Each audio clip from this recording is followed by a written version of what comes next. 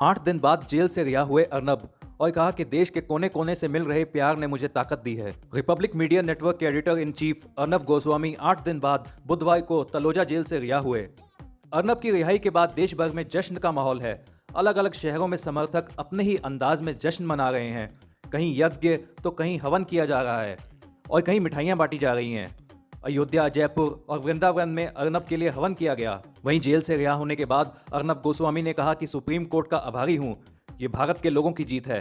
Taloja jail से रिहा होने के बाद अर्नब ने अपने समर्थकों के प्रति आभार प्रकट किया और भारत माता की जय और वंदे मातरम के नारे लगाए। अर्नब ने अपने चैनल पे आके अपील की, देशवासियों, मैं 8 दिन बाद जेल से बाहर आया हूं। इन 8 दिनों में मुझे 2 अलग अलग जेलों में भेजा गया। पहले 2 दिन अलीबाग में रखा गया, फिर मुझे तलोजा सेंट्रल जेल भेज दिया गया। ये लोग अलग अलग जेल में रखकर मेरे हौसले तोड़ना चाहते थे, लेकिन दोस्तों, इन्हें क्या पता कि अर्नब गोस्वामी टूटने वाला इंसान नहीं है। इन्होंने जितना मुझे तोड़ने की कोशिश की, मैं उतना ही मजबूत होता चला गया।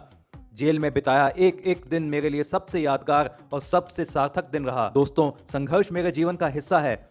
सच के लिए संघर्ष करना मेरा सौभाग्य रहा है। मैंने हर संघर्ष को अवसर में बदला है, इसलिए मैं कह रहा हूं कि वो 8 दिन मेरी जिंदगी के सबसे सार्थक दिन रहे। जेल में मुझसे 20 मीटर दूर एक छोटा सा टेलीविजन था। ये टेलीविजन मेरे अलावा 700 और कैदियों के लिए था। मैं उस टीवी को ठीक से देख भी नहीं सकता था, पर मैं देश भर की आवाज़ सुन रहा था। अलग अलग चैनलों पर मैं अपने देश के लोगों को सुन रहा था। सब एक ही तरह की बात कर रहे थे, ये अन्याय बंद होना चाहिए। देश के कोने कोने से मुझे अपार समर्थन मिला। मैं सोच भी नहीं सकता था कि किस कदर दूर दराज के इलाकों से लोग मेरे लिए इंसाफ मांग रहे थे।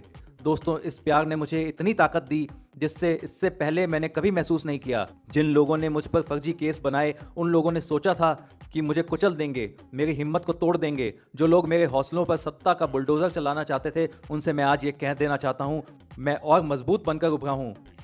इस लड़ाई में सच की जीत हुई है, देश की जीत हुई है, लोकतंत्र की जीत हुई है और मेरे खिलाफ साजिश करने वालों की हार हुई है। देश के लोकतंत्र को ताक पर रखकर मेरी अवैध गिरफ्तारी का आदेश दिया गया था। उसे 8 दिन बाद देश की न्याय व्यवस्था ने सच का आईना दिखा दिया। अब इस सच्चाई की लड़ाई में जो हार गए हैं, उन्हें इस्तीफा दे देना चाहिए। फिर कम से कम देश के लोगों से माफी तो मांग ही लेनी चाहिए। आज पूरा देश सच के साथ है, अर्नब के साथ है।